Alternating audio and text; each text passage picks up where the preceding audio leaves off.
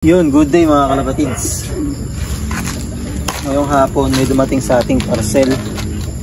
Ayan, galing kay Sir Claudio Aaron ng FPR. So, subukan natin lumaro. Actually, pangalawang laro na to. Meron pala kaming naka-entry ngayon sa FPR. Ngayon na yung laro nito, South din. Alam ko season 1 yata yun. Ngayon season 2.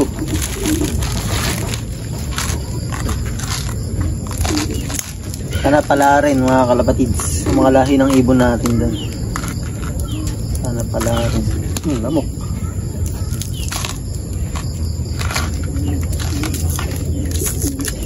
Susi. Tusukin natin.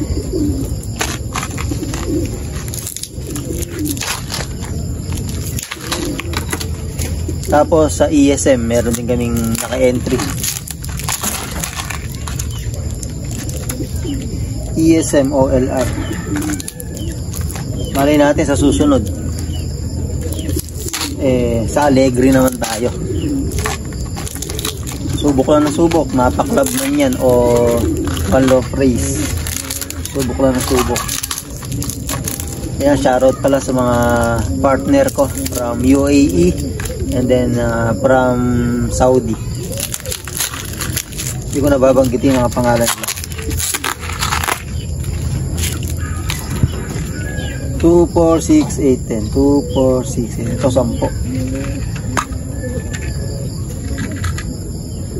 10. Tama, season 2 mga kalapatids. FPR Supreme 2025. Season 2 One Love Race FPR. Susukan natin doon ng susukan natin doon sa matulin sa Golden Pair, yung naglabas ng 3 times lap winner, solo complete clocking, first overall champion, and then marami pang ibang kinuha. So sana pala rin. And then ito naman may nagpasuksok sa atin. Ayan, from Olonga po. Pasok-sok sa atin. So, nabuti nagsabay ng na-deliver ng rider LBC. So, update tayo mga kalapatids, yun nga. Hindi naman tumama dito yung bagyong Pipito. Pero, ganun pa man nagano tayo. Hinanda natin yung mga tali-tali natin, mga serga dito sa breederan. Sa ganun in case na kung tumama, buti na nga lang, pasalamat tayo. Pasalamat kami dito sa norte. Meron kaming Sierra Madre. So, napahina ng Sierra Madre. So ito, may nagpasuksok sa atin. Ilang bato. Grabe pagkakasil nito. Yan, nalaglag pa.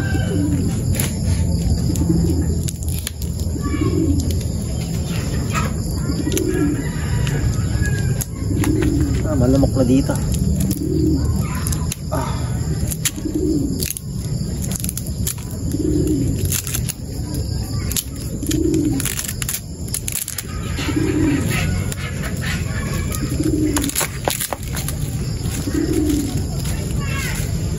Yan, 2, 4, 6, 7. 2, 4, 6, 7. Ayan. Pito. Yung pasoksok sa atin para Olonga po. Susuksukan din natin yan ng matutulin natin nasa Golden Pair din. Yung FPR matagal pa naman yung breeding season nun. Kaya wow na to. Winter race pala to. Puro winter race. Ayan, salamat po sa nagpasuksok. Pito. So yan mga kalapatids, update, may loading kami din ngayon pero hindi ako magkakarga dahil naglusaw yung natin, mga warriors natin, pero naagapan na natin. Malakas ng kumain, malakas ng rumonda. Actually, 2 beses na ako nagpakain ngayon, isang umaga, isang hapon ngayon. Pero kung hindi kumakain nyo kahit umaga, yung binigay natin hindi mauubos. Pero yung mga binibigay ko, nauubos. And then ginagawa natin, antibacterial sa umaga. So gumamit na ako ng synthetic. Hindi na ako gumamit ng mga herbal kasi hindi na kaya. So sinubukan ko, hindi na kaya. 3 times ako nagbigay, hindi na kaya ng herbal. So pag di na kaya, ang ginagawa ko, gumagamit na ako ng powder na synthetic. So ayun, gumanda yung nila, digestion, tsaka yung poop nila. So ang ginagawa ko sa umaga ngayon, and then subo na ako ng Victory o DL pills o kung ano yung pang digestion nyo na mga tablet, pwede yun. So sa hapon binibigay ko is pwede electrolytes, pero ako binibigay ko dextrose powder. So okay naman, na-recover natin. Then sa gabi, isa pa ulit na Victory o DL pills o Wakamoto, bahala na kayo, pero binibigay ko is Victory.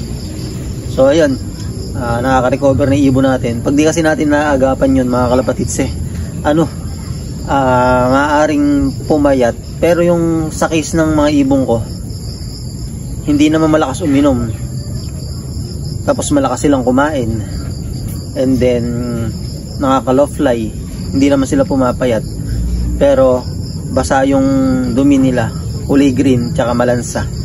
Yun ang naobserbahan ko, kaya buti na lang ganun, naagapan din natin mga kalapatids. Ay mga warriors natin, yan, maganda na dumi mga kalapatids. So brown na, di tulad nung mga nakarang araw talaga, sagsagan ng bagyo nun. Talaga namang ang pangit ng mga droppings, tsaka malansa. Ngayon okay na.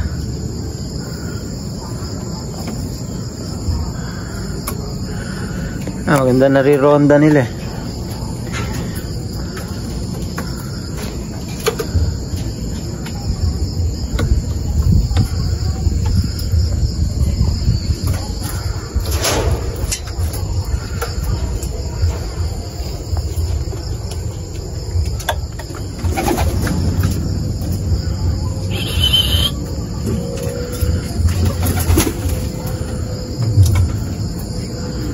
Ayos.